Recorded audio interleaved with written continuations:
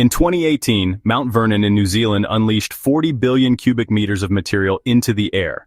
This was the largest eruption in over 100 years. It sent shockwaves around the world and even contributed to climate change. Yellowstone National Park is home to the largest active supervolcano on the planet. So what would happen if it had a massive eruption? In today's video, we're going to find out just how dangerous the next eruption at Yellowstone could be, and whether or not it will wipe out humanity.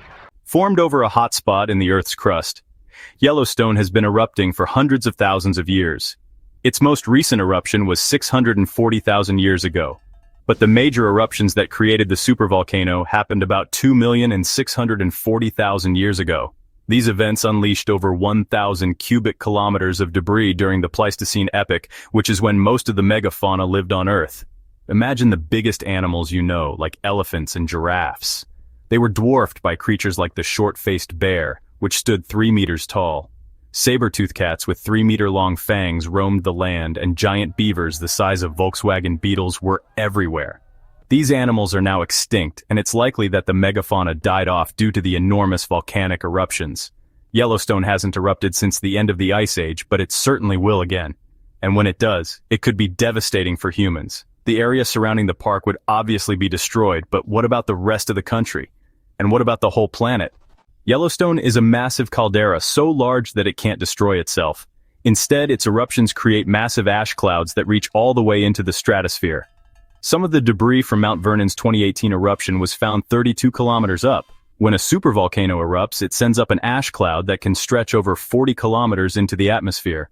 These particles have a cooling effect on the planet. Sulfur dioxide turns into sulfuric acid, which forms a layer of haze in the stratosphere. It reflects sunlight back into space and cools the planet. The cooling effect can last for years, even decades. We saw this after Mount Pinatubo erupted in the Philippines in 1991. It was one of the world's most violent eruptions in modern history. An ash cloud formed 35 kilometers up, and global temperatures dropped by 0.5 degrees Celsius. The year 1816 is known as the year without a summer because temperatures dropped by 2.2 degrees Celsius. That caused widespread crop failure and led to famine across Europe and North America. If Yellowstone erupted, there would be no food. It wouldn't just be cold, it would be pitch black. It may seem odd that the lack of sunlight would have such an impact on us. After all, we have artificial lights. But these wouldn't be enough. Crops need light to grow, and the crops stored in barns and silos would run out pretty quickly. There wouldn't be much time to get ready either. Yellowstone produces frequent earthquakes, over 1,000 earthquakes a year. Most of them aren't big enough to be felt, but some definitely could be. The swarm of earthquakes happens as magma moves under the surface of the Earth and the pressure changes. Scientists think the magma chamber is slowly filling up, and eventually the pressure will be so great that it causes a super eruption. When this happens, people will have little warning. But why do they need warning? With such a massive event, there would be huge tremors felt all over the western half of the United States.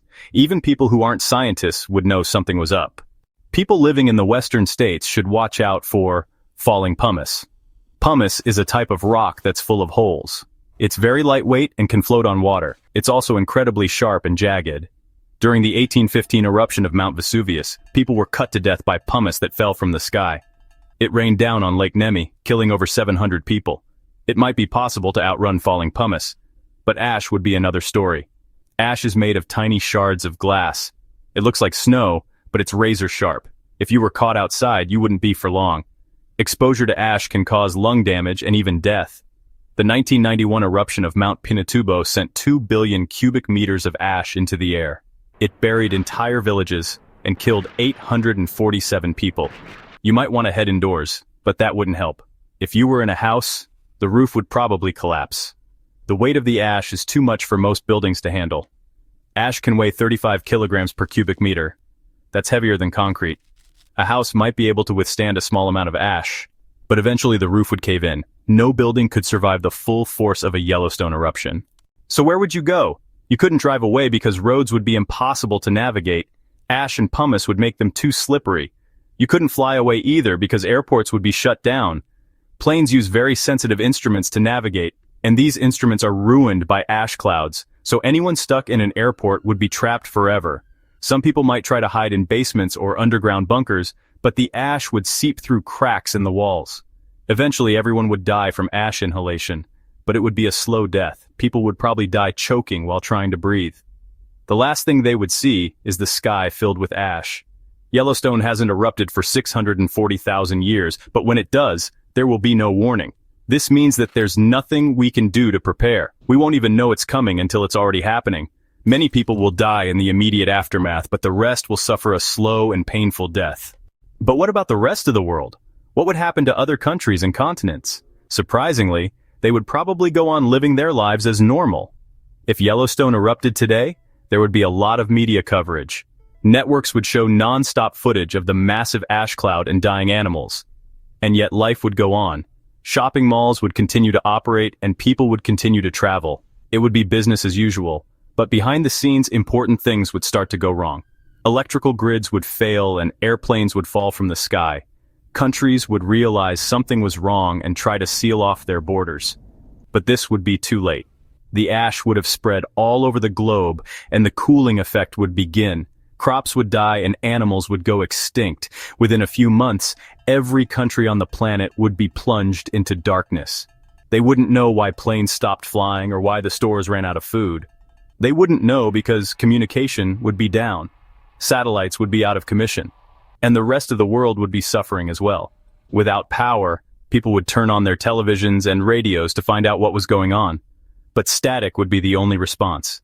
They would be completely alone. Some countries would fare better than others. Those near the equator would stay warm, but they would be met with thick ash clouds.